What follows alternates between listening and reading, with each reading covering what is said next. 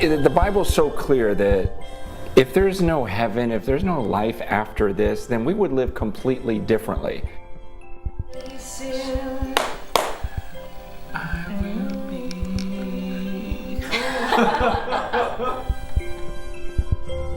So Lisa and I have been married for 20 years now, and God has taught us so much.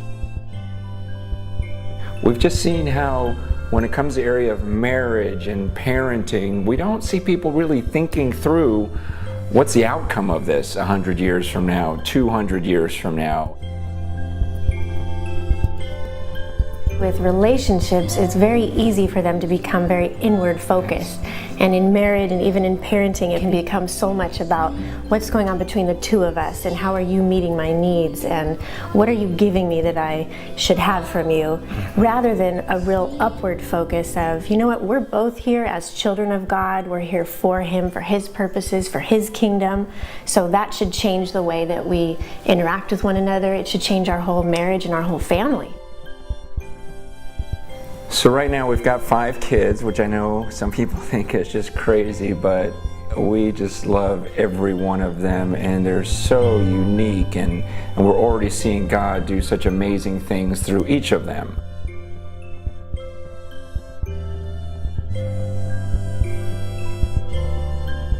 After we had kids, you know, Rachel's born, and I'm just praying all the time, like, God, all I really care about is her eternal security, that she would know you and love you and live for eternity. So from day one, that's been our prayer. And it's like, okay, how can we raise her in such a way that she'll be strong? To the Indian host. And I'm just like, they're bending over backwards now. We can't control that, right? We can't make them love God. But what we can do, what we can be really intentional about, is giving them an authentic picture of what it means for us to follow God. Mm-hmm.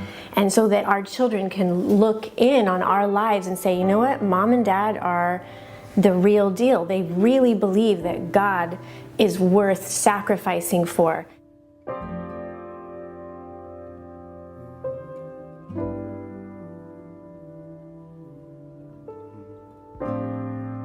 The different neighborhoods we've lived in, we try to be real intentional, and that's something we started in the very beginning. My husband was very intentional, like, we're going to have people live with us all the time. It's kind of cute. The girls would eventually start inviting neighbors over for dinner, and sometimes I'd think, well, they're not going to say yes. Sure, honey, go ahead. And sure enough, he said yes, he's coming over in a few minutes. I'm like, okay, I don't have enough food for all of us, but we're just going to eat a little bit less. And it was just so neat to see them realize that our home is open to everyone all the time. It's very cool to see the way they already have a heart for the poor.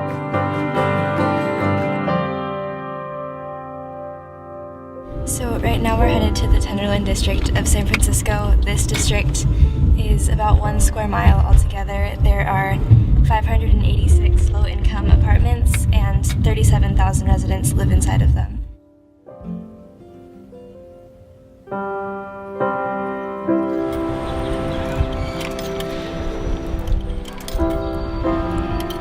So I started working in the Tenderloin when I was 12. I went with my dad at first to the Boyd Hotel.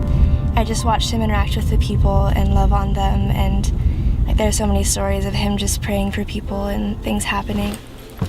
I loved watching my mom go into her building and just how all the people, their faces would light up, and I watched that and I wanted to be a part of it. Okay. We had the big conference and I watched my sister Rachel just washing people's feet, and the joy that came from that service, it was just amazing to see how we all grew in that kind of environment, even though it was really scary at first and it took a while for us to get used to it. I know that we grew together as a family and individually in our relationships with God, the way that we viewed service and the things that we could do. Seem mundane when days seem tiresome.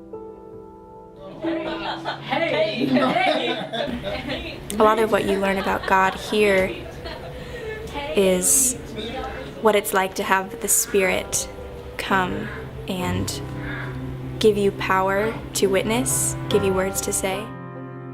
So we've just been walking around and meeting some of the tenants and bringing groceries. It kind of starts with meeting physical needs of people that are here so that they know and can tell that you care for them.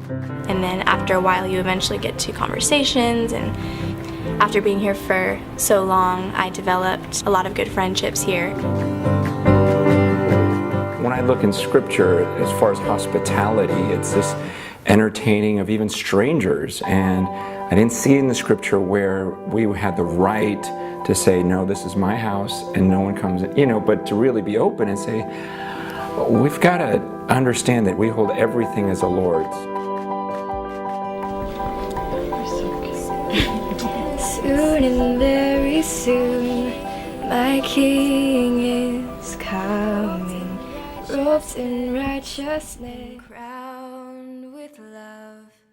When I see him, I shall. We're not interested in raising kids that are perfectly safe and protected and don't see hard things. We want them to see all of it, to know all of it, to understand that God's working and moving.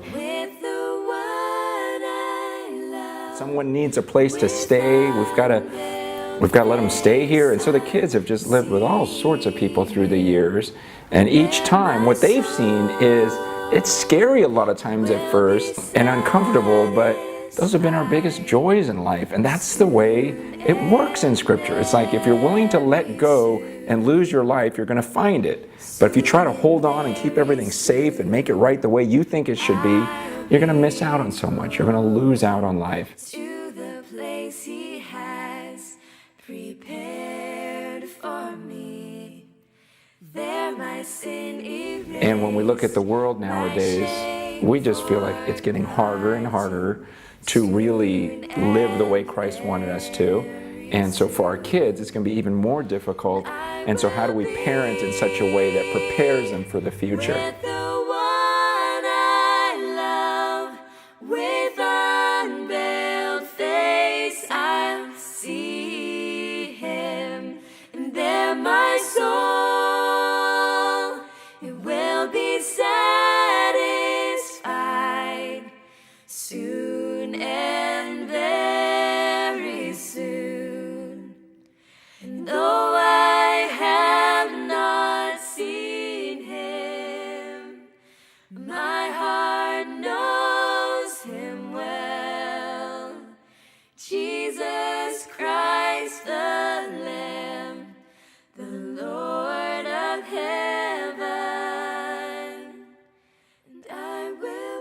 Our unity as a family really is like a byproduct of being on a mission together.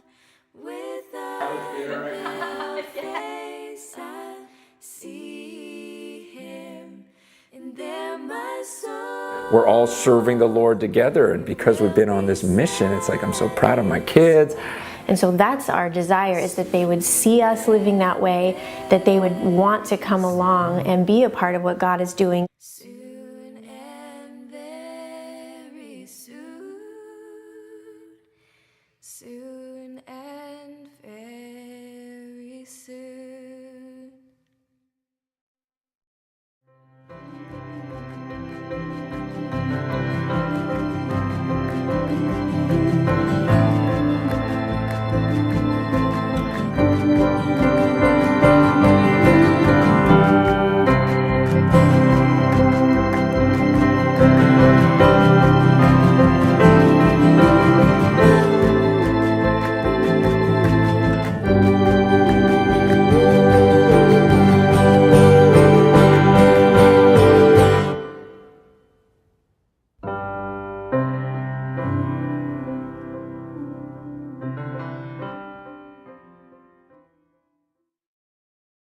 Brings so much joy that you just don't spend any time thinking of what your life would be without them. It's like, oh, of course they're part of our family. They have to be. The police are after one of our daughters, and so we got to go.